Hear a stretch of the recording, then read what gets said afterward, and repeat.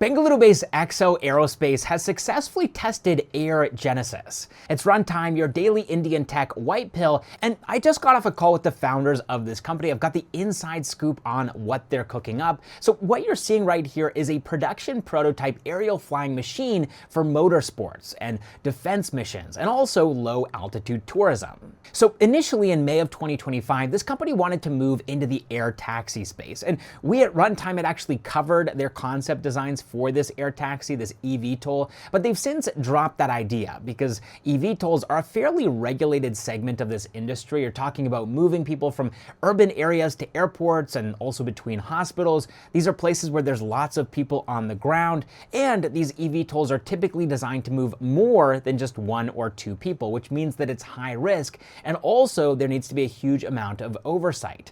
eVTOLs are also not just a hardware play. There's a whole operations side where you're handling customer bookings, you're dealing with air traffic management, and this is largely why we haven't seen air taxis become a normal everyday thing yet, the way that airlines are an everyday thing, not just in India, but around the world. Building an air taxi is really hard, but building a compliant, certified air taxi business is even harder. But I also think it's worth going into some definitions here, and this is going to be according to the Confederation of Indian Industry. So eVTOLs are what you think of when you think of flying taxis. It's the ePlane company, right? Sarla Aviation. But there's also another class of AAM, or advanced aerial mobility, called passenger drones. And these typically seat just one person, maybe two. And this is the category that Aexo Aerospace is building in right now. So they've moved out of eVTOL and into passenger drone. And you can see here how CII doesn't really have any Indian examples of passenger drones. They reference EHang, which is a Chinese company. So let's take a look at EHang, which is one of China's most successful passenger drone companies. In 2020, the focus was on medical supplies and emergency air taxi services. Then they expanded the scope to tourism in areas with a limited number of people on the ground, and they also had tightly controlled sightseeing routes. And this video that you're watching is from 2022.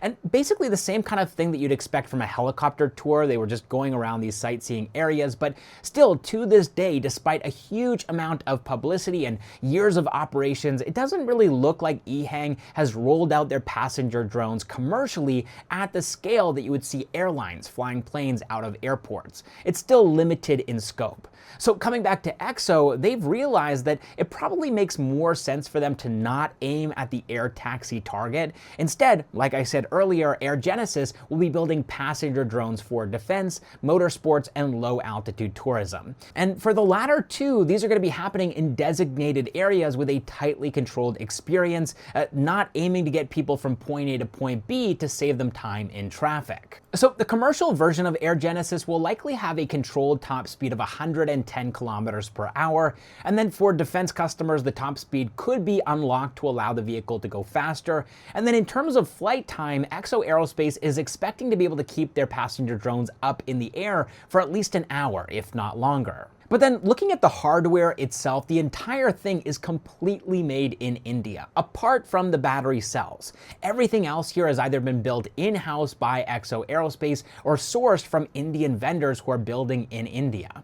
So the company is looking forward to building more things in-house once they've moved out of R&D and are actually selling these passenger drones at scale. The final price that they're looking to sell these things at in India and around the world is between 75 and 80,000 US dollars, which is around 69 to 74 lakh rupees. And it's also worth noting that Aexo Aerospace is fully bootstrapped right now. One of the founders, Sourav Samantara, co-founded, built, and scaled a core protocol layer infrastructure product within the Solana ecosystem. And so he's using the money that he made from his exit of that startup to build Aexo Aerospace. Now, just for a little bit of context here, this category is getting pretty interesting lately abroad. So firstly, there's this company called Volonaut, and they've built something called the Airbike. It's essentially a flying motorcycle, and this vehicle uses jet propulsion and is designed to carry one person with speeds of up to 200 kilometers per hour. And because it doesn't have any spinning propellers, it can travel through more confined spaces. And it also doesn't require a pilot's license either. That being said though, it only has a flight time of 10 minutes and it's apparently going to cost $880,000. That's about 8.10 crore rupees.